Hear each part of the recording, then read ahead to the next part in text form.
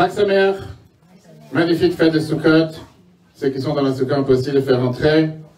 Et ce que je voulais partager avec vous aujourd'hui, c'est un magnifique enseignement du Rabbi.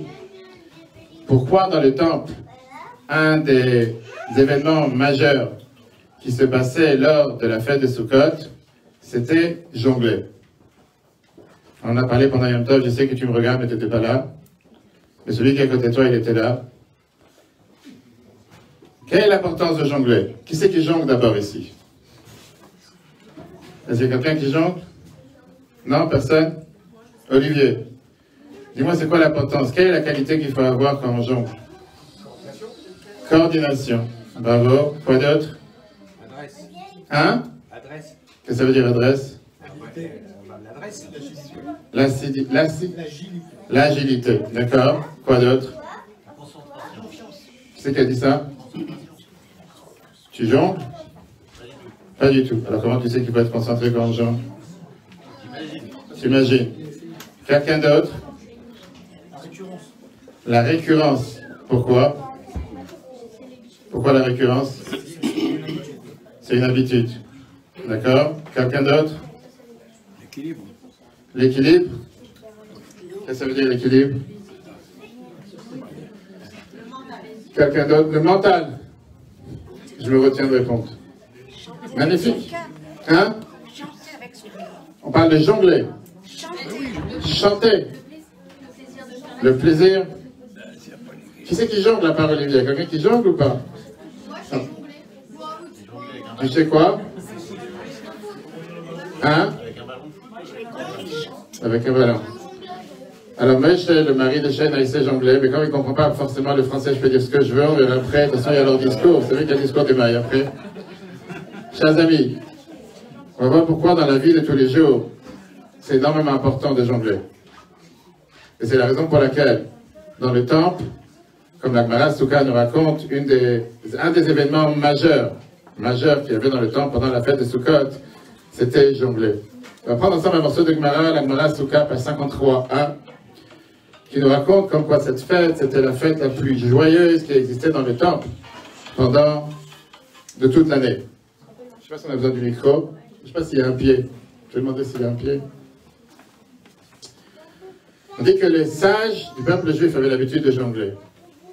Les plus grands sages jonglaient, c'était quelque chose qui se passait chaque année. Chaque nuit, dans le temple, à Jérusalem, il y avait ce qu'on appelait Simchat Bet HaShoeva, comme on a fait tout à l'heure. On a dansé ensemble. Vous entendez? Tout le monde entend? Pas besoin de micro, tenir comme ça, se prendre la tête. Tout le monde dansait, c'était une énorme joie, une joie magnifique. C'était une joie, comme on a parlé longuement dans les premiers cours. Une joie qu'on dit... Ok, donc c'était une joie qu'on te dit que les sages dansaient toute la nuit. Simchat Bet HaShoeva, on a parlé ça longuement le premier jour. Quelle était cette joie de venir et d'aller chercher, puiser de l'eau? Quel rapport avec l'eau? L'eau, c'est pas quelque chose qui est joyeux. Mais Sukkot, contrairement à toute l'année, on avait l'habitude d'utiliser du vin. Sukkot, on utilisait de l'eau. Très bien. Et ça, c'était précédé toute la nuit avec des danses pendant tous les soirs de Sukkot. Et aujourd'hui, qu'on n'a pas le temps, on danse même le premier soir, avec des instruments de musique, avec des torches, avec des bocaux en flammes qui éclairaient toute la ville de Jérusalem. C'est quelque chose de magnifique, quelque chose que malheureusement aujourd'hui on l'a pas parce qu'on n'a pas le temple. Et on prie tous les jours que le temple soit reconstruit, qu'on puisse avoir la vraie joie de Simchat Bet HaShoeva. Ça a continué jusqu'au matin. Et à ce moment-là, il y avait toute cette procession. Quand la police m'appelle à chaque fois avant Rosh Hashanah pour savoir où est la procession, quand sera la procession, pour pouvoir aller aux sources, la source qui s'appelait la source Shiloach. La source Shiloach, c'était une source dans laquelle on allait prendre cette eau. Et tout celui qui va visiter Jérusalem aujourd'hui, il peut très bien aller voir cette source et se baigner même dans cette source qui remonte jusqu'à nos ancêtres. Au temps du temple, il y a plus de 1950. La Gemara nous raconte que Rabbi Shua ben Hanania avait l'habitude de dire « Nos yeux ne dormaient pas toute la nuit ». La Gemara continue en disant « Michel Ora Simchat Bet HaShoeva, L'Ora Simcha Miyamav ». Ceux qui n'ont pas vu la joie de Simchat Bet HaShoeva n'ont pas vu la joie toute l'année, toute leur vie. C'est une joie énorme. Pendant 7 nuits, hommes, femmes, enfants avaient l'habitude de danser, chanter. Il y avait bien sûr les femmes dans la mezzanine en haut, les hommes qui dansaient en bas, et tout le monde était réveillé en train de célébrer cette grande joie Et c'était la joie majeure du temple à Jérusalem. Mais il y a un aspect intéressant sur quoi on va s'arrêter aujourd'hui. C'était l'aspect que la Gemara nous raconte, la Mishnah, le Talmud nous raconte, comme quoi il y avait ces jongleurs. Ces jongleurs, la Mishnah dans la Gemara Souka, page 51 A et B, nous dit comme quoi il y avait les plus intelligents de la grande assemblée qui dansaient et qui jonglaient avec des torches en feu. La Gemara nous raconte qu'il y avait une célébration particulière lors de cet événement de Sukkot. Ce n'était pas juste quelqu'un de simple qui jonglait. C'était un des plus grands maîtres du Talmud, maître de la Torah, qui s'appelait Rabban Shimon ben Gamliel, décédé à 70 ans de l'ère commun. Lui, il était ce qu'on appelle le chef du Sanhedrin, la tête de la Cour suprême. À l'époque, il était considéré comme le Nassi, le responsable, le dirigeant du peuple juif. Parmi tous ces nuits de Sukkot, Rabban Shimon ben Gamliel avait l'habitude de jongler. Il allumait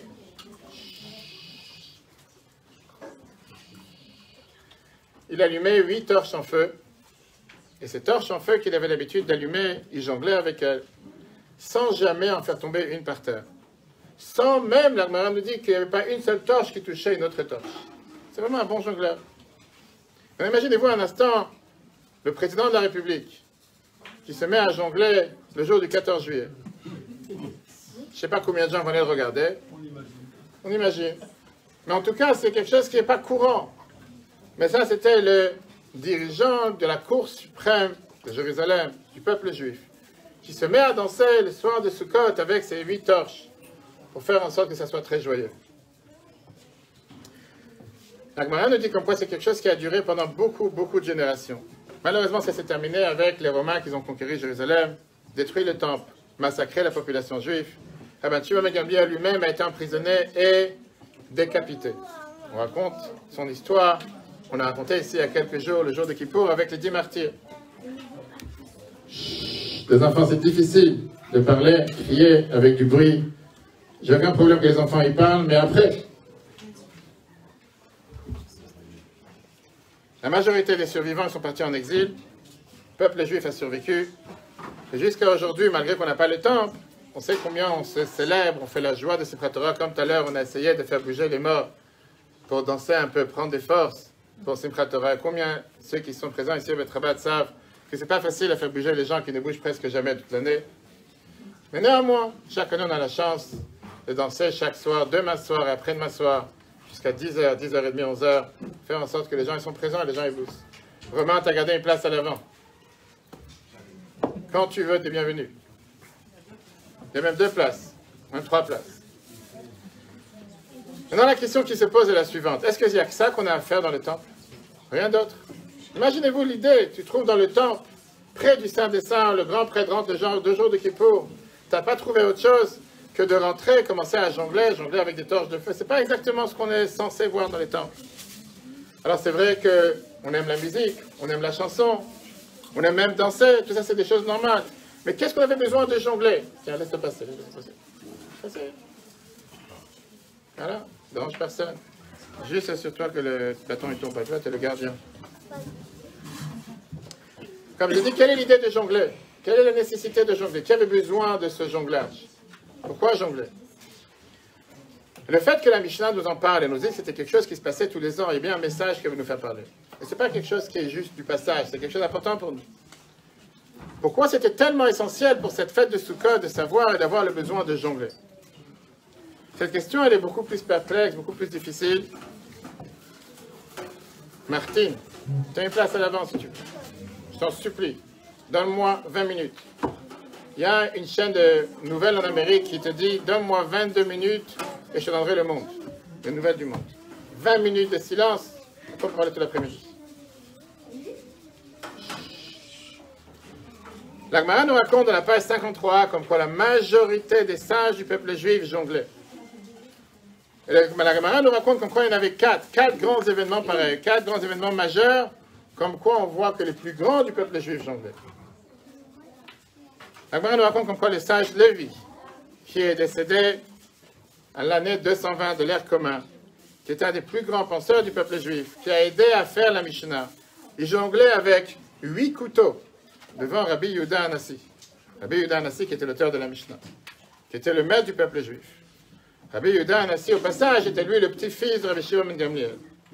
Lévi, il essayait d'amener un peu de joie au peuple juif par ça qu'il jonglait avec 8 couteaux. Je ne sais pas si les jongleurs de parmi nous ont l'habitude de jongler ou jongler avec des couteaux.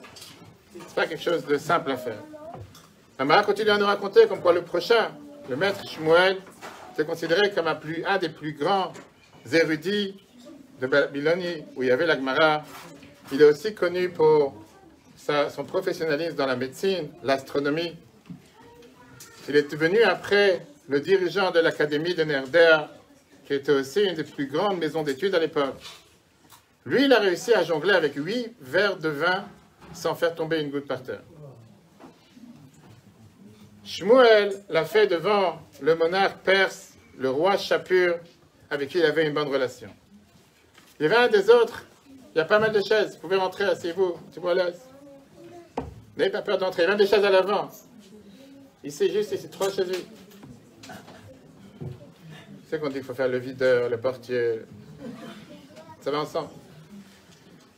Il y avait un autre maître, la Gemara nous raconte, qui s'appelait Abaye. Abaye, qui était un des auteurs de la Gemara, décédé en 339 de l'ère commun. Lui, il avait l'habitude de jongler avec 8 œufs. 8 œufs. Des œufs. Je ne sais pas si quelqu'un est jongle. En général, on ne jongle pas avec de la nourriture, mais c'est ce que la Gemara nous raconte. Lui, c'était le dirigeant de l'Académie de Pompédita. Un des plus grands sages de la Gemara. C'était un jongleur, il prenait 8 œufs, il jonglait. Il n'y avait pas d'omelette après. Ni d'œufs au plat. La Gemara nous raconte avec un autre, Rabbi Shmuel ben Yitzhak, qu'il allait dans les mariages, et il dansait devant les mariés, comme on a aujourd'hui, Sheina et Moshe, et il jonglait avec 3 hadassim, 3 feuilles de myrte. J'allais dire que ça, tout le monde peut faire. Ce n'est pas des couteaux, ce n'est pas des torches, des hadassim. Et un des contemporains à l'époque, qui s'appelait Rabbi Zera, a dit la phrase « Ce vieillard nous fait honte ». Maître de la Gemara, tu n'as rien d'autre à faire que te mettre à la jongler avec des hadassim, avec des feuilles de myrte. Mais malheureusement, quand il est décédé, Rabbi Zera a vu qu'il y avait une colonne de feu qui était sur sa tête, qu'il a séparée sur son cercueil, qu'il a séparé du peuple. Et il a dit peut-être c'est cette conduite malsaine, tordue, qui a fait qu'il était à un niveau tellement élevé spirituel qu'on n'a pas su réagir quand il était vivant. La question qui dérange, pourquoi ce jonglage? Quel rapport? Qu'est-ce qu'on en a à faire d'abord? Et même si c'était un épisode qui se passait dans les temples, pourquoi en faire de ça une mention et nous le rappeler tous les jours, tous les ans, nous le rappeler dans la Gemara, et pas seulement on va dire c'était un extraterrestre, quelqu'un de bizarre. Je te dis ici, quelqu'un, la Gemara te dit qu'il est le plus grand sage du peuple juif. Ils avaient l'habitude de jongler sans arrêt. Et pourquoi c'est écrit d'une manière qu'on doit s'en rappeler et en vivre avec ça tous les jours et se dire que c'est quelque chose qui est énormément important. Dans un magnifique discours, Rabbi Lubavitch avait l'habitude de réunir tout le monde, le fête de Sukkot, un discours que Rabbi a prononcé cette semaine, en 1958. Lors de Simcha Bet HaShiva, Rabbi avait l'habitude à chaque fois de réunir les élèves de la Yeshiva. Et Rabbi raconte qu'on doit apprendre un enseignement majeur de cet événement de jonglage. Pourquoi le peuple juif devait vivre autour de ces maîtres qui nous montraient comment ils font jongler et pourquoi jongler. La Bible explique que c'était en 1957, 5718, toujours à quelques mois de décalage. La Bible te dit la chose suivante. Dans la vie de tous les jours, on doit être des jongleurs. On a le devoir de jongler. Celui qui ne sait pas jongler ne peut pas vivre sur cette planète. Alors, vous allez dire de quel jongler on parle, de quel type de jonglage on parle. Combien de fois les gens disent j'ai trop de choses à faire, je suis trop occupé, j'ai pas le temps pour tout faire. Je ne peux pas venir, on a vu ce matin. Hier, on a demandé aux gens qui c'est qui voulait venir ce matin pour le fils à 9h. Je ne dirais pas les noms. Et la majorité, ils ont dit quoi? Venir 2 fois par jour, 9h et 13h, ça suffit une fois. Non, ça c'est... Des gens ne peuvent pas jongler, se dire être partout. Le judaïsme te dit, tu sais quoi? On a tous des devoirs de jongler. On doit tous jongler. On doit tous savoir jongler. Et c'est la seule manière, seul moyen de survie sur cette planète. Et la mission que Dieu nous a donnée peut s'accomplir seulement en jonglant. Alors pourquoi? Tout d'abord, on sait ce que les proverbes nous disent. Que Ner Hashem Nishmat Adam. La Neshama, c'est une bougie de Dieu. Ce qui veut dire, on a tous une flamme à l'intérieur de nous. Comme les flammes qu'on a vues tout à l'heure sur les gâteaux, on a vu des flammes sur les grillades, on a tous cette flamme. Et notre flamme, elle a cette passion, elle a cette chaleur, elle a cette lumière. Et elle a cette possibilité de pouvoir jaillir et faire éclairer le monde autour de nous. Dans la vie de tous les jours, on doit savoir comment allumer cette flamme. Comment faire jongler cette flamme. Comment faire en sorte que cette flamme se lance en l'air. Comment faire en sorte que cette flamme ne reste pas cachée à l'intérieur, mais qu'elle explose, qu'elle jaillit de l'extérieur. Ça ne suffit pas d'être joyeux à l'intérieur en faisant une grimace à l'hypocrisie française et faisant croire qu'on est joyeux. Tu dois vraiment être joyeux. Et être joyeux, en général, ça n'existe pas. Quelqu'un qui vient dans un mariage et qui est assis à table avec la bouche fermée et qui dit « Je suis très joyeux ». Tu es joyeux, montre-le. Hein? Qu'est-ce que vous dites? Non, rien. Vous n'avez rien dit? D'accord. Toujours joyeux. Toujours joyeux, ça c'est ce qu'il faut être dans la vie. Alors c'est vrai que parfois c'est difficile pour une personne de se mettre en mode joyeux.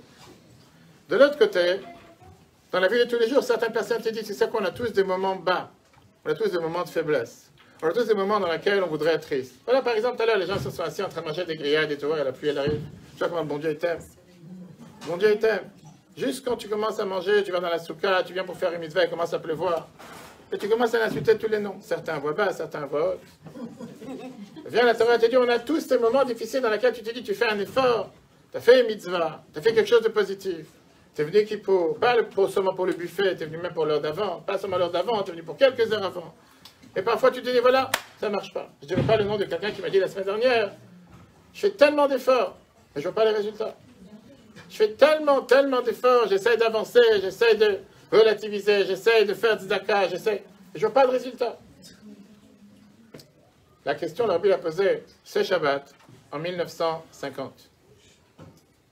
La même question, le Rabbi l'a posée. Combien de fois quelqu'un, il avance et il fait dans la vie un effort, un deuxième effort, un troisième effort, et il ne voit pas, il se dit, mais qu'est-ce qui se passe? Pourquoi c'est ça de faire tellement d'efforts? Dans la vie, on a deux types de personnes. On pourra faire après un tour de table, si vous voulez. Il y a des personnes qui sont matinales, et des personnes qui sont plutôt, comment on dit, de soirée. La nuit, hein? Lève-tard. Non, tu n'es pas lève-tard. Ils sont plus, il y a des gens qui préfèrent le matin, 5 heures du matin, ils sont déjà debout, ils sont déjà en train de courir. Et il y a des gens qui préfèrent le soir, 1 heure du matin, 2 heures, laisse-moi tranquille. Même si on a la chance d'avoir Alexis parmi nous aujourd'hui. Mais il y a certaines personnes que l'on demandait de se lever tôt le matin. C'est un défi très très dur à remonter. Donc cette difficulté. Qu'est-ce que ça veut dire jongler? Il y a des personnes dans lesquelles ils sont toujours avec le matin, plein d'énergie, plein d'enthousiasme, plein de chaleur. Et c'est pas seulement le matin, c'est dans leur vie en général. Toujours positif, toujours se disent on va réussir, on va surmonter. Il n'y a pas de quoi se faire des images. Les choses sont négatives, pessimistes. Quoi qu'il arrive, être heureux, comme a dit monsieur. Toujours être heureux, toujours être joyeux. Comment vous vous appelez? Bénéiche. Prénom? Samuel. Vous êtes relié à quelqu'un ici? Oui. Mon beau-frère, ma femme. Ah, d'accord. Non, je comprends. Je m'en dis. Mais vous n'êtes pas relié à Jonathan? Non. On comprend un peu mieux les choses. C'est pas ton nom? D'accord, j'ai compris. Après, je vous dirai pourquoi. C'est magnifique, c'est très bien. Vous savez, c'est ce que je dis à chaque fois. Quand je vais dans les EHPAD, les maisons de repos, comme les parties intérieures, avant-hier, à Chachana, on voit des gens qui sont parfois... Ils ont toutes les raisons pourquoi être malheureux, et c'est les plus heureux. Et des fois, on voit des gens qui ont toutes les raisons pour être heureux, et ils ont toujours de quoi se plaindre. Toujours quelque chose qui ne va pas. Toujours. Là, il te dit, le traiteur, c'était un peu trop grillé. Là, il te dit, c'est trop salé. Là, il te dit, il fait trop froid. Jamais trop de pluie, bravo. C'est toi, c'est pas ça, c'est ta faute, c'est pas ta faute, d'accord? Mais, tu as des gens comme ça qui sont de nature à toujours, pas se plaindre. Chercher pourquoi se plaindre. Il y a quelque chose qui ne va pas. Quoi qu'il arrive, il y a quelque chose qui ne va pas. C'est ce qu'on appelle ceux qui sont toujours, pas matinales, mais toujours... Il faut chercher. C'est pas possible qu'une journée se passe que tout va bien. Oui, Jennifer, elle est là. Là. Je sais pas où elle est. Avec les enfants. Elle veut rentrer, où elle est? Où elle est, Jennifer? Dommage. Va chercher devant là. Va voir s'il y a une femme qui crie Jennifer dans la rue. Je lui dis qu'elle arrive. Elle rentre, c'est dommage. Reste pas là. Il y a des gens qui sont comme ça. Maintenant, comment faire en sorte que dans la vie de tous les jours, on puisse réussir avec les matinaux, pas les cheminots, et avec ceux qui sont toujours dans la soirée et toujours avec. Parce que ce n'est pas deux types de personnes. C'est à l'intérieur de chacun d'entre nous. Chacun d'entre nous peut parfois passer des moments, ce qu'on appelle des moments matinaux, peut parfois passer des moments qui sont beaucoup plus durs. Comment réussir à pouvoir jongler avec les deux? comment on peut synchroniser les deux? Comment on peut d'un côté faire ce que Dieu attend de nous, faire nos obligations en tant qu'hommes, femmes, parents, enfants, et de l'autre côté, faire face dans la société. Avec sa mère, il y a des chaises, on peut s'asseoir, il y a même des chaises autour des enfants. Hier soir, on a encore entendu comment nos chers soldats se sont battus à Jenin pour arrêter plusieurs terroristes. Grâce à Dieu, ils ont réussi dans leur mission en tuant 5 terroristes. 2 d'entre eux ont été blessés, donc on prie aussi aujourd'hui pour eux, pour qu'ils aient une longue vie, une bonne santé. Mais combien dans la vie de tous les jours, on se dit, les choses ne sont pas si faciles que ça. On aurait voulu que les choses soient beaucoup plus faciles. Personne ici peut dire c'est facile d'être toujours en haut, toujours matinal, toujours optimiste, toujours plein d'énergie. Il y a des moments dans lesquels on ne peut pas, il y a des moments que c'est difficile, il y a des moments que, quoi qu'il arrive, tu ne vois pas, tu n'as plus les forces. Il y a quelqu'un qui m'a demandé hier, est-ce que tu as déjà récupéré les pieds? Rosh Hashanah, Kippour, Sukkot. J'ai dit, après Tishri, on va faire le bilan, combien il faudra récupérer les pieds, faire des prothèses. Tu mets du plastique. Il y a des gens que c'est difficile, tu ne veux pas être tout le temps en action, tout le temps plein d'énergie, etc. Viens le rabbi te dit en 1957, être un juif, c'est être et matinal et de soirée à la fois. Savoir jongler. Qu'est-ce que ça veut dire savoir jongler? On voit comment Yaakov Avinu, notre patriarche, lui-même a montré. La Torah nous dit comme quoi il a mis ce qu'on appelle, comme quoi il a mis l'échelle en bas, avec les pieds de l'échelle étaient par terre et la tête de l'échelle était dans le ciel. Nos âmes, c'est exactement la même chose. Dieu l'a envoyé une neshama dans un corps, pas pour remonter au ciel, pour travailler avec le corps. Comme dans tous les repas qu'on a eu la chance d'avoir des dizaines d'invités chaque fois, et tout le monde a demandé la question avec Ta'anit Sha'ot, je ne sais pas où elle est quelque part. Ta'anit Sha'ot, Ta'anit Dibour, pardon. De jeûner, jeûne de la parole. Combien on a expliqué pendant ce code, combien c'est contre-productif, la chassidoute est tellement pour agir, pas être passif, être actif, c'est ce que Dieu attend de nous. D'agir, pas s'abstenir, pas ne pas faire. Faire, c'est beaucoup plus important. Qu'est-ce que ça veut dire être un juif? Être un juif, c'est être capable de danser en faisant du surplace. Être capable de crier en étant en silence. Être capable d'être tout seul autour de milliers de personnes. Être capable d'avoir ces moments intimes avec son âme, avec soi-même. Oui, je peux venir à la synagogue, et je peux avoir des gens qui essayent de me déranger, qui essaient de parler, qui essaient de ne pas me laisser prier.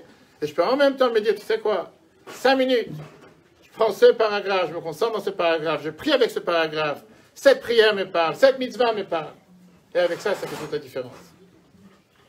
Alors pourquoi la Gemara nous raconte cette histoire de jonglage? La Torah te dit, c'est très simple. Si tu restes tout le temps en haut, si tu restes tout le temps en train d'être matinal, à ce moment-là, très rapidement, ou tu disparais de la planète, ou tu n'es pas sur cette planète, ou tu ne vois pas la réalité en face, tu ne pourras pas faire face à la vie de tous les jours. Parce que tu deviens très rapidement usé, tu es très rapidement en te disant, tu es juste, on va dire, un extraterrestre bipolaire.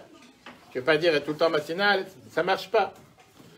De l'autre côté, si tu es tout le temps en soirée, si tu es tout le temps, je ne sais pas c'est quoi le contraire de matinal, comment on dit contraire de matinal en français? C'est un en rupture. Ah, nocturne. C'est aussi en rupture, ça s'appelle. Si tu es nocturne, à ce moment-là, tu te demandes qu'est-ce que tu fais sur Terre. Tu dis, c'est quoi ma mission sur Terre? Qu'est-ce que j'ai à faire sur cette planète? Tu ne peux jamais être heureux, tu peux toujours être malheureux. Jamais aucune raison pourquoi être joyeux. C'est pour ça que la Gemara nous dit, c'est pas juste qu'il y avait des jongleurs qu'on faisait venir de l'extérieur. Non, c'était les plus grands sages du peuple juif. Parce que c'était vraiment un métier. C'était une manière de faire, c'était une possibilité de faire, de pouvoir être capable de montrer quelle est la manière de servir Dieu, comment on a le devoir de servir Dieu. D'un côté, se donner à fond dans ce qu'on fait, même si c'est que 5 minutes par jour. Si tu as décidé aujourd'hui de mettre le tefillin, comme on va tous recommencer si Dieu veut jeudi matin, prends ces 5 minutes, sois à fond dans cette mitzvah, mets le tefillin 5 minutes. C'est ce que Dieu attend de toi de faire. Tu n'as pas demandé de couper du bois pendant 3 heures par jour. Mais de l'autre côté, si tu viens danser demain soir, et ça c'est un avertissement à tous, 19h30, parce que tous nos frères et sœurs en Israël dansent, et c'est pour ça qu'on danse. Pas te dis, je vais venir danser parce que le rabbin mal est tellement sympa, il m'a tellement demandé plusieurs fois, il m'a tellement saoulé, et combien d'années on doit aller chercher les gens qui s'enfuient par la porte, ou par la soukha, ou par les deux portes, parce qu'après qu'ils sont venus 5-10 minutes, c'est ça y est, j'ai rempli ma mission. Quand on sait que le rabbi nous écrit, que le rabbi précédent te dit que tu as 48 heures depuis demain soir à mercredi soir, dans lesquels tu peux faire descendre des tonneaux de bénédictions. Des tonneaux de bénédictions pour faire descendre tout ce qu'on a prié à Rosh Hashanah et Kippour. Qui ne veut pas profiter de ces bénédictions?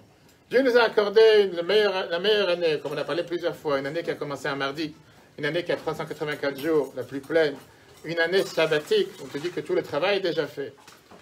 Dieu maintenant il te dit, je t'ai donné toutes les forces, je t'ai donné toutes les capacités à toi maintenant de faire descendre ces bénédictions sur terre. Comment? Par ça que tu danses. On n'est pas en train d'apprendre la Torah demain soir, ni les prochains 48 heures, même s'il faut apprendre aussi Simchat Torah. Mais en dansant ces 48 heures. Pourquoi? Parce que par ça qu'on lève le pied du parterre, on fait descendre cette autre bénédiction pour toute l'année à venir.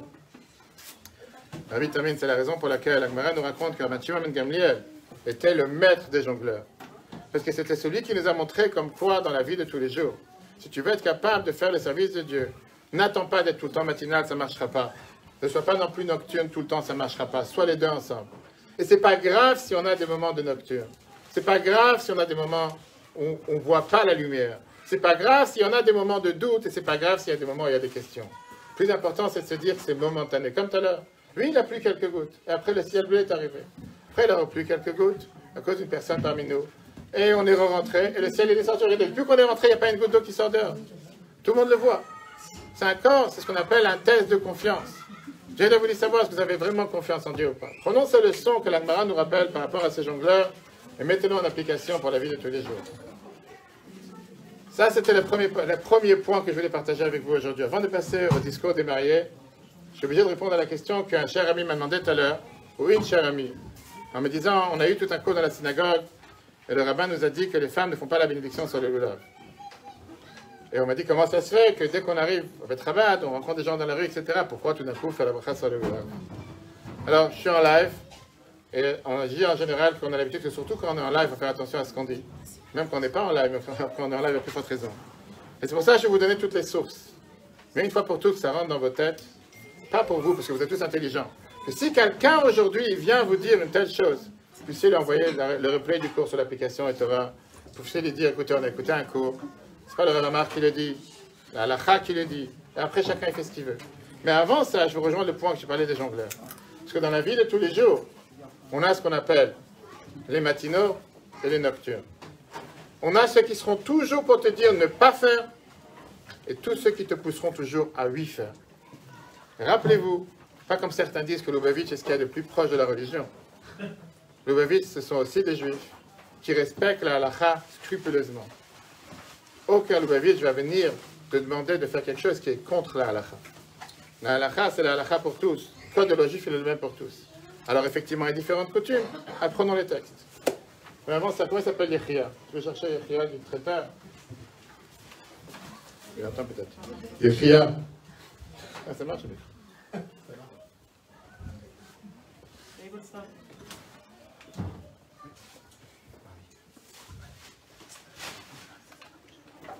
Ok, chers amis, les sources, si vous avez des questions, avec plaisir. Commençons d'abord avec la règle générale, qui est que les femmes ont été exemptées de faire les mitzvot qui dépendent du temps. Bizarrement, c'est une des seules choses que tous ceux qui nous disent qu'il ne faut pas faire la bénédiction sur le lulav savent. Pourquoi pas? C'est dans la halakha qui le dit. Les femmes ont été exemptées. Ça, c'est le texte. C'est très bien pourquoi. La Torah te dit que les femmes ils ont certaines recommandations sur eux, ils ont certains devoirs que les hommes n'ont pas. Et si jamais Dieu leur aurait imposé de faire certaines choses avec la dépendance du temps, ils auraient eu des problèmes à le faire. Donc la Torah les a exemptés de faire les mitzvot qui dépendent du temps. Alors la question est la suivante. Quand Dieu m'a exempté de faire une chose, pour ceux qui comprennent le français, exempté veut dire j'ai pas le devoir de le faire.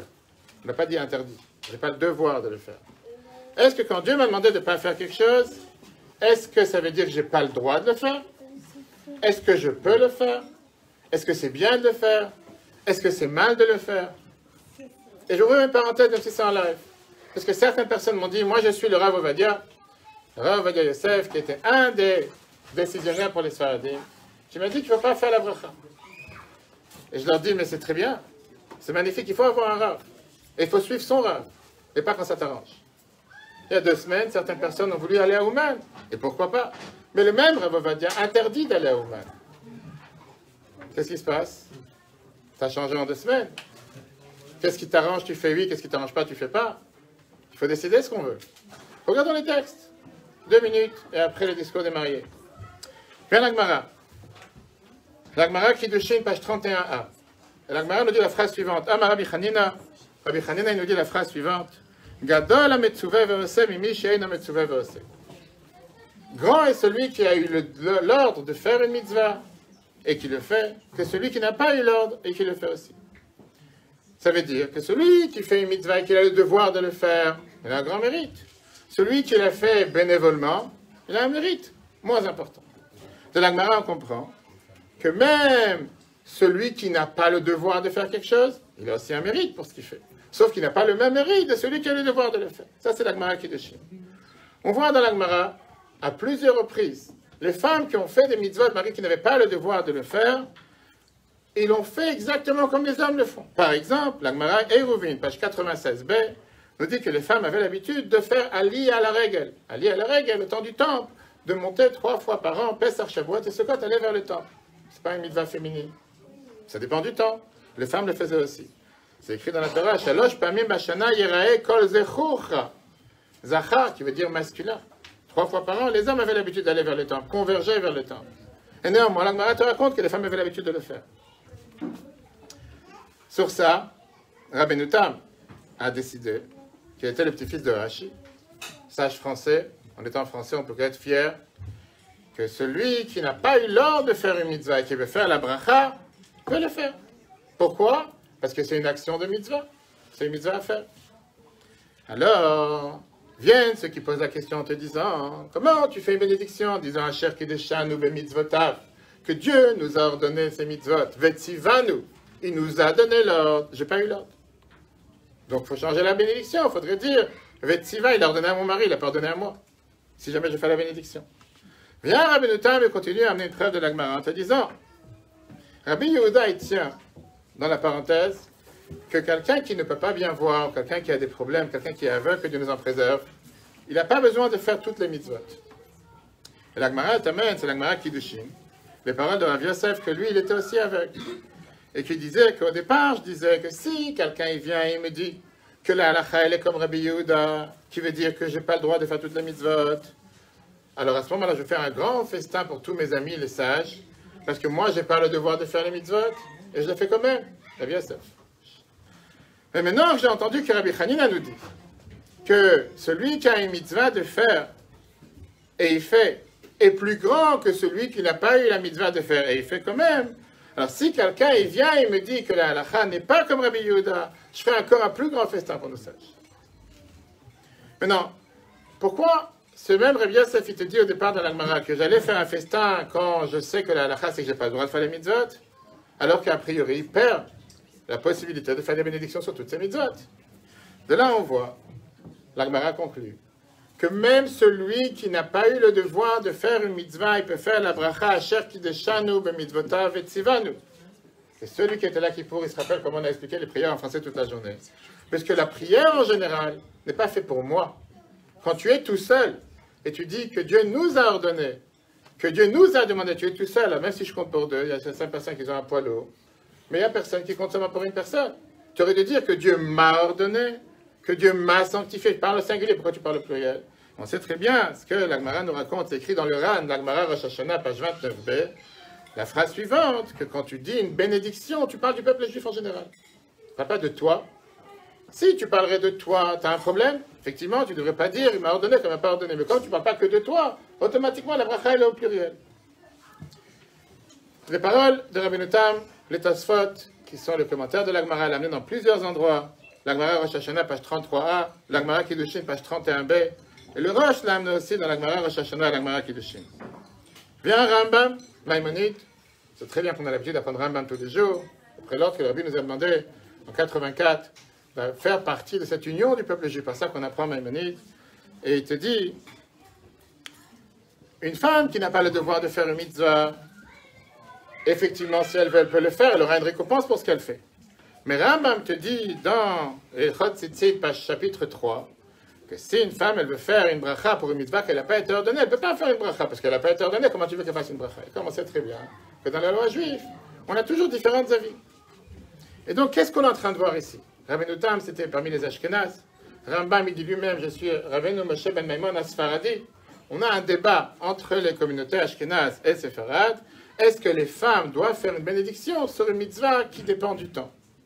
Le Shulchan Aruch code de loi juif, il y a 500 ans, nous amène ce débat avec la différence entre une machloket, entre le Bet Yosef, que le Bet Yosef Maran, qu'on appelle autrement celui que suivent les Séfaradim, et le Ramo, le Moshe Israël, que lui suivent les Ashkenazim, et donc la différence, il y a 500 ans. Pendant les générations, on a vu dans beaucoup d'endroits que les Sfaradim ont eu l'habitude, les femmes, de faire les bénédictions sur les mitzvot, assez, shazman, grama, les mitzvot qui dépendent du temps. Le Chida, vous savez c'est qui le Chida? C'est un grand sage séfarade, ne pas le soupçonner d'être Ashkenaz. Rabbi Chaim Yosef David Azoulay, jusqu'à preuve du contraire, Azoulay c'est pas Ashkenaz. Le Chida, il écrit dans Birke Yosef, le Siman 654, Halacha 2, il dit comme ça, Mashena Kuksat Nashim, je vous lis le texte. Ce qu'ils ont eu l'habitude, je dis, c'est une habitude de dire que dans tous les cours, les gens ils mangent, comme ça, moi ils ne parlent pas. Mais là, les gens ne parlent pas de toute façon. J'ai dit à traiteur tout à l'heure, dans la pièce mentale, tout le monde, c'est dommage, après elle va rester de monter jusqu'à après ses Torah. Ce qu'on a l'habitude, écoutez ce que le Chida il écrit. Ce qu'on a l'habitude, plusieurs femmes, Be'er et Tzadvi, en parlant d'Israël, de faire la bracha sur le lulav, c'est le Chida qui l'écrit. Il faisait Shanim Rabat, Tiratiel, et ça fait plusieurs années que moi, je n'ai pas été à l'aise avec ça, et que je me suis dit qu'ils font ça d'eux-mêmes. Et moi, je suis ce que le Rambam, Maïmonide, et Maran, le Bet Yosef, ont dit qu'il ne faut pas faire la bracha. Mais il dit après ça, j'ai reçu un livre de Rabbeinu Yaakov, qui était parmi les plus grands premiers décisionnaires de la halakha. Que lui, ce qu'on appelle, il avait les shelot ou tshuvot min hashamayim, il a reçu des ordres du ciel, des responsables halachiques du ciel. Que lui, il avait l'habitude de demander au ciel, parler à Dieu, demander comment faire, quoi faire dans certains débats. Et là-bas, ils lui ont répondu, il dit la chose suivante. Sha'alti al anashim. J'ai demandé la question, pourquoi les femmes font la bracha sur le lulav, les femmes font la bracha sur le shofar. Imya shavera.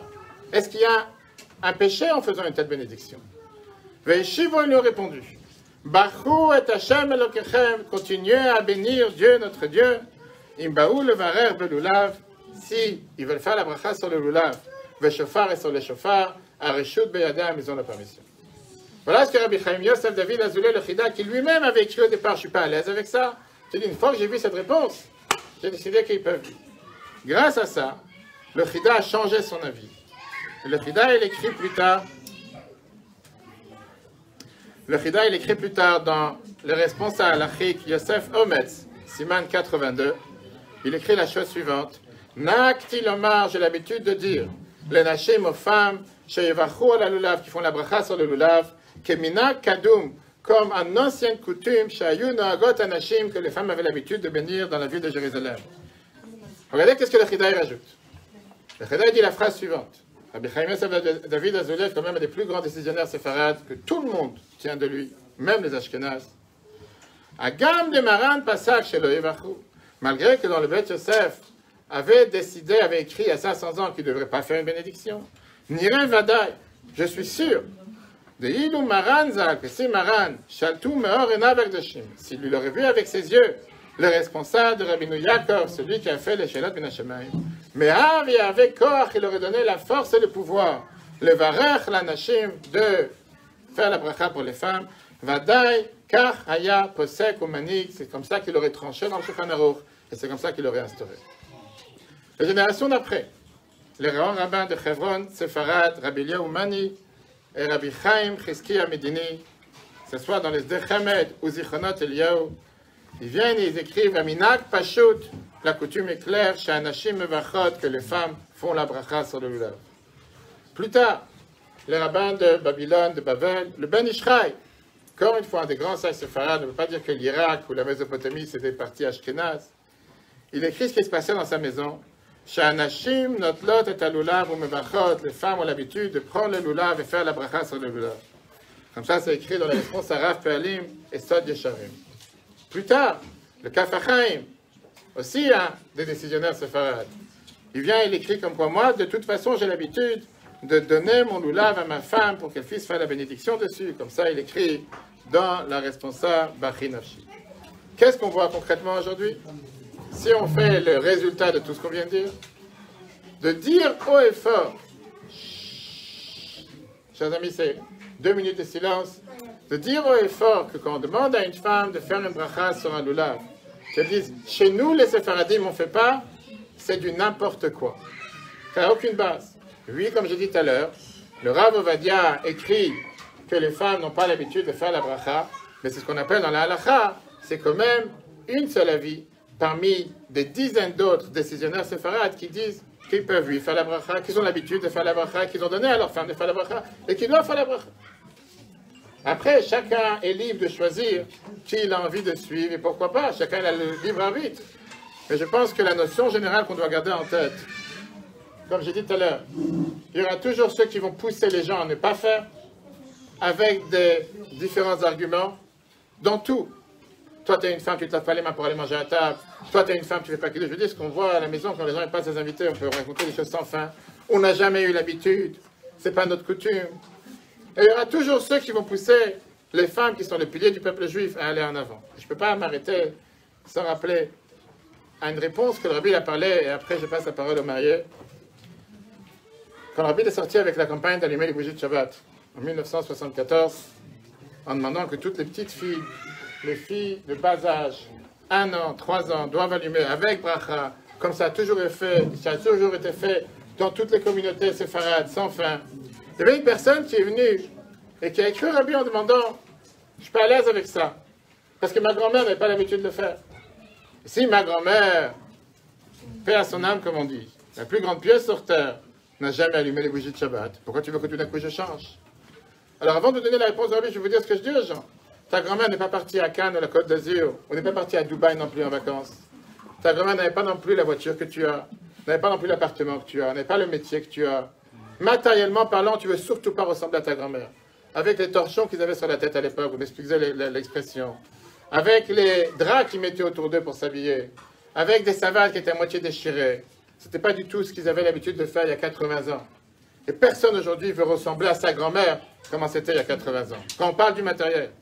Mais dès que ça arrive à faire une mitzvah, ma grand-mère c'était la plus grande sainte sur terre. Pour faire ce que ma grand-mère elle dit. Ma grand-mère elle a fait une chose, ça c'est ma parenthèse. Le Rabbi répond à cette femme. Le Rabbi lui dit la chose suivante. Est-ce que ta grand-mère avait l'habitude de mettre du maquillage tous les jours? C'est la phrase du Rabbi. Est-ce qu'elle avait l'habitude de boire du jus d'orange tous les matins? En Amérique c'était quelque chose de très connu. De lire les journaux tous les matins. Alors pourquoi dès que ça arrive à te demander de faire une mitzvah en plus, la première des choses que tu viens, tu commences à me rappeler ta grand-mère? Que Dieu la garde en bonne santé jusqu'à 120 ans, tout ce que tu veux. Mais pourquoi, dès que c'est une mitzvah, tu te rappelles de ta grand-mère? Pourquoi quand il faut aller à Dubaï avec 50 degrés de chaleur, tu es en train de transpirer comme un animal, tu maudis le jour où tu es parti à Dubaï? Tu ne penses pas à ta grand-mère. Tu ne dis pas, qu'est-ce que j'aurais bien fait d'amener ma grand-mère avec moi à Dubaï? Pourquoi, dès que tu dois faire n'importe quelle chose de matériel, tu es en train de choisir si tu vas acheter une Tesla, tu vas acheter je ne sais pas quelle autre voiture, tu ne dis pas, ma grand-mère, elle avait un carrosse. Peut-être je prends un carrosse pour honorer ma grand-mère. Pourquoi dès que tu commences à mettre du maquillage, tu ne dis pas, mais ma grand-mère, je n'ai jamais avec du maquillage? Et je peux continuer la liste très longue. Ta grand-mère s'est mariée à 15 ans ou à 14 ans. Pourquoi tu ne maries pas tes filles à 14 ans? Pourquoi pour toutes ces choses-là, tu ne parles pas de ta grand-mère? Mais dès qu'on parle d'une mitzvah, que quelqu'un, un simple juif, est venu te voir te disant, prends l'oulav, fais une bracha, allume les bougies, tout d'un coup ta grand-mère est devenue la grande sainte du peuple juif. J'ai rien contre les grand-mères. Mais le Rabbi te dit, sois cohérent avec ce que tu veux. Et dernier point que le Rabbi rappelle, c'est qu'au final, on vit dans une époque où il y a tellement de forces négatives. Il y a tellement de choses dans lesquelles on devrait tout faire pour agir positivement. Chaque juif qui fait une mitzvah, c'est un point tellement important pour éclairer le monde entier. Et qui sait combien le monde a besoin d'être éclairé? Hommes, femmes, enfants, sans différence. Au passage, c'est ces personnes d'Afrique du Nord qui considèrent la femme en dessous le tapis, qui ne vont jamais laisser une femme s'exprimer, agir, et automatiquement ne pas faire une mitzvah en plus. Viens la Torah, elle te dit, tu sais quoi? Si tu as le choix entre faire du positif, agir, être actif ou être passif, choisis d'être matinal. Apprends à jongler. Sois pas à répéter des phrases qui ne veulent rien dire. Mon rabbin m'a dit, chez nous les Sfaradim, ça ne veut absolument rien dire. Parce que chez nous les Sfaradim, il y a beaucoup de choses qu'on ne fait pas. Chez nous les Sfaradim, on fait les slichot tout le mois d'Elul, à 5 h du matin, pour tout celui qui s'appelle Sefarad. Et tous ceux qui me disent, chez nous les Sfaradim, je ne les ai pas vus au slichot à 5 h du matin.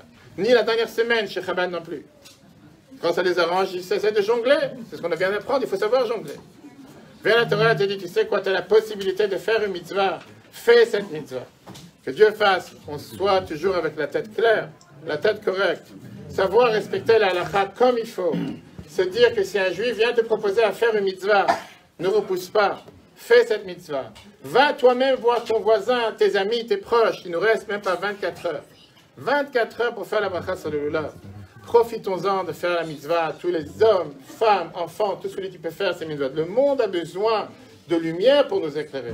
Que grâce à ça, on mérite la venue de Mashiach très prochainement. Chag Sameach à tous. Dieu vous bénisse. Je rappelle à tout le monde encore une fois le dessert en train d'être servi, encore les desserts au bout, et surtout le rendez-vous important avec Chabad. On ne va pas être fini jusqu'à jeudi, mais demain soir, 19h30, pour danser. Et ça, c'est encore un point. Le même sujet. Combien de fois tous les ans on doit se battre avec les gens qui disent chez nous, on n'a jamais dansé lundi soir, on danse seulement le deuxième soir. Chez nous, les Sfaradim, on danse seulement. Bizarrement, en Israël, pour tous ceux qui se disent sionistes, ils dansent que demain soir. Ils ne dansent pas mardi soir. Dans certaines villes, ils dansent le deuxième soir avec orchestre qu'on appelle la Kafot Shniot. Bizarrement, tout le monde n'est plus sioniste demain soir. On est sioniste quand ça nous arrange.